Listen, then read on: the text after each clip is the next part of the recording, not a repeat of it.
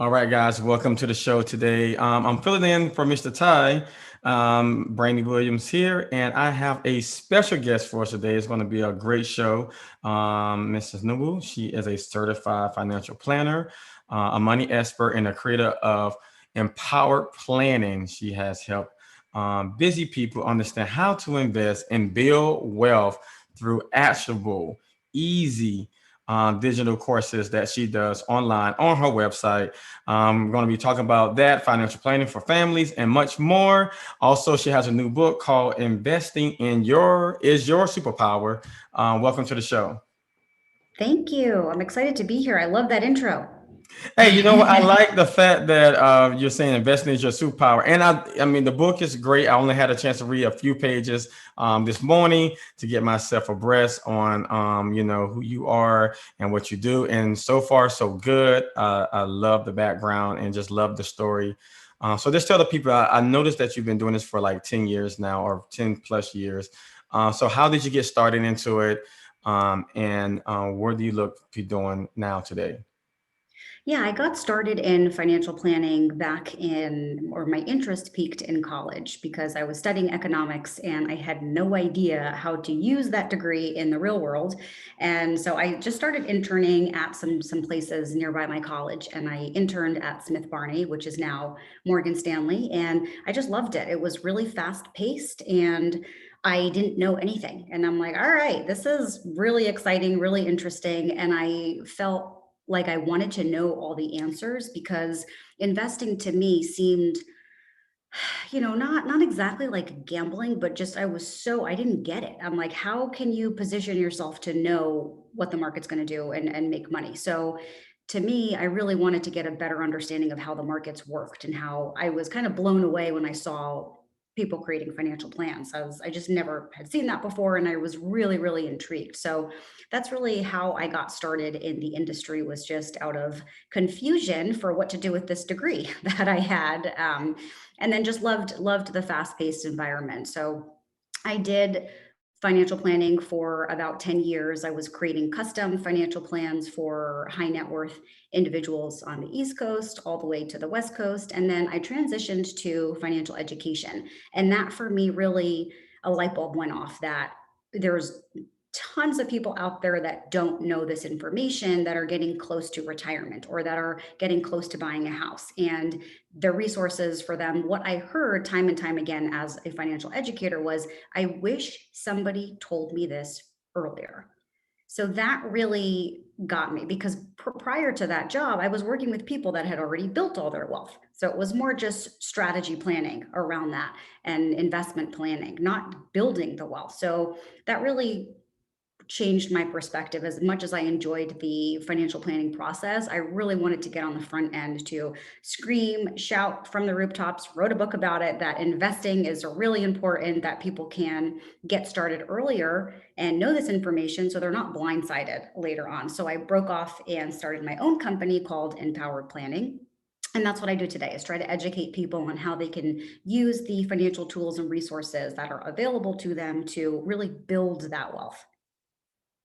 So, in the book, and it's a lot of different, mentions that you bring up, but why do you still believe that investing is still a man's world? It just, if you take a general look around at the industry of who's at the top, and then if you trickle it down, where are the majority of people? And it is predominantly men. So when I talk to females in my generation and ask, why do you think it's male dominated or male centric? And they're like, well, I don't identify with people that are talking about it. So I think it's just culturally what was common before was it for it to be men on Wall Street, and it's changing, but that it's kind of in the last industry to change, to become a little bit more relaxed, to um, become a little bit more diversified than other industries. So it's kind of been the last of its kind. So it definitely is, but there's big changes coming. But in general, I think men are just drawn more towards investing because they do want to, make money, and they're kind of, I think, even being told that they're supposed to know how to do it. So a lot of times if I'm working with a couple, and the wife is like, well, I don't do this. It's really his thing. And I'm like, oh, I talked to him. How much are you into this? He's like, I'm not. She kind of tasked me with this, and I guess I'm supposed to know how to do this. So I think it's just a cultural, generational thing that we've seen for men to gravitate towards it more. So, in saying this, how can the world or us in general become more inclusive to women in the regards of investing? I think exactly what we're doing right now. Talk about it. Mhm. Make it a topic for comfortable for people. The biggest thing that sticks out to me when I talk to larger groups of women is they don't know what questions to ask. And a lot of these women are educated women, they're successful in their own field, and they're like, boy, I feel really dumb asking a question that I really don't even know how to ask. So a lot of it is just not having education at all around this. Our education system doesn't set us up. I studied economics and I got a degree in this, and I didn't learn anything about financial planning. I didn't learn anything about budgeting. So it's just not included in that. So I think the more we talk about it, I wrote this book. I created three characters, three different women in the book, and kind of take you along their journey of how they're creating their financial goals, how they're reaching their financial goals, because I want it to be more conversational, so it doesn't sit down and you're not just doing a bunch of math, right? That sounds really boring. It's kind of figuring out your life goal. So the more we talk about it and take action. I think information is great, but doing something about it is what's going to make the difference. And that's the only way you're going to learn what you're good at, what you're not good at, what do you like, what do you not like, and where you need help is just to take the first step. You made some interesting points, especially when it comes to the educational piece. Even though you stated that you had a degree in economics, you still didn't understand the concept, or you wasn't trained in regard to your educational piece and financial planning. And that brings up to my second question. Cultural makes a big difference on people understanding financial planning. How does one's childhood money culture influence the way they see their finances today? Yeah, I think it's a huge part of it because if especially if we're not taught it from a textbook perspective in school, we just kind of pick up what we learn. I'll look at my daughter right now, she's 2, and she'll put her hands on her hips and she'll like, kind of bark at me something. And I look and I'm like, "Oh my gosh, that's what I look like." She's just copying exactly what I'm doing. She doesn't know what she's saying, but she's just kind of mimicking my behavior, and then that trickles over into finances. So my father was, lost his parents before he was 18, and he had to become financially independent very quickly, and it wasn't planned. And he grew up in Kenya in Africa, and it really stayed with him. He always felt like his financial life was never going to be certain. And so that's how he raised me, was that anything we had wasn't guaranteed and it wasn't certain. So it definitely opened my eyes to spending, but it also created this scarcity mindset that when I got my first jobs, when I would do chores, things like that, that I actually began to hoard money. So I would put them in these little envelopes and I'd hide them in my room. And that stuck with me as I got older. There was just these behaviors that I had that weren't taught to me by a textbook or didn't teach me about money. I was just reacting to, this is what feels comfortable, this is what feels good. So this comes up a lot when people go to invest, is they feel really uncomfortable because they're like, well, my parents always said cash is the safest. Cash is the safest. And so that's it. We just have to take a step back and explore it and say, what was the culture? What did they talk about when I was at home? Did we talk about money? What was the conversations look like? And then look at how you interpret money today and kind of create sentences for yourself. Like when I think about money, the first thing that comes to mind, and kind of work through it, because we want to relearn or create and align your value system, your belief system with who you are today with how you treat your money. And we're kind of not always doing that subconsciously. We're using somebody else's ideas and we might not even realize it. Right, that's so true. So you think that these cultural differences that we have create a crutch for certain cultures? And if so, how do we kind to reinvent that wheel for more financial literacy for those individuals? Yeah, I try to identify what is it. So if it's a feeling, what is the feeling? So even though I've been in this industry for 15 years, I understand investing. I know tons about how to manage your money, I still feel uncomfortable spending big dollars. So if I'm getting a car, if I'm buying a house, the amount of anxiety and literal gut feeling that I have, and the sweat just starts when I've really evaluated, I know this makes sense. I still go through that. And so I've created something, I talk about it in the book, is number one, acknowledge what you're feeling. Because what happens is we do something called the ostrich effect, where we bury our head in the sand and we don't look at it. So sometimes you can do that with your money. It's like, well, I don't really like to deal with it, so I'm not going to pay attention to it. And you're reinforcing this negative behavior, because as soon as you close your laptop, put it away, you actually feel better. So then you start to tell yourself, I feel better when I avoid my finances. And that's not the message. You want to undo that. So, number one, acknowledge whatever you're feeling, good, bad, ugly. The second part is just kind of work through that process and reframe what you're telling yourself. So if you're telling yourself, I'm not good with money, I'm bad with numbers, you want to reframe it to, I'm learning how to better understand my financial situation. You just want to change that language. And then the third part is the most important piece, because this is the action step, is what is it going to take for you to move through it? I know for me, when I start to get that anxiety, like I start sweating on that, is talking to my partner and just kind of saying, this is what I think, is this the best decision? And just repeatedly have these probably to nauseam conversations as I'm making these decisions. So figure out, is it you need a trusted professional to talk to about it? Is it that you need to talk to your partner? Is it you need a friend? Like, figure out what helps you get there. Maybe for you, it's you want more information about it. So you have to pick up a book, read a little bit more about it, get comfortable so you can do it, but figuring out that process for yourself. So it's acknowledge it, kind of work your way, reframe your thinking around it. And the third thing is, how do you actually move through it? So that really, really, really helps, because you catch yourself saying things like, I'm not good at this. And you just want to change those sentences around. People get financial advice from a lot of different places now. They especially YouTube, a lot of different channels on social media platforms.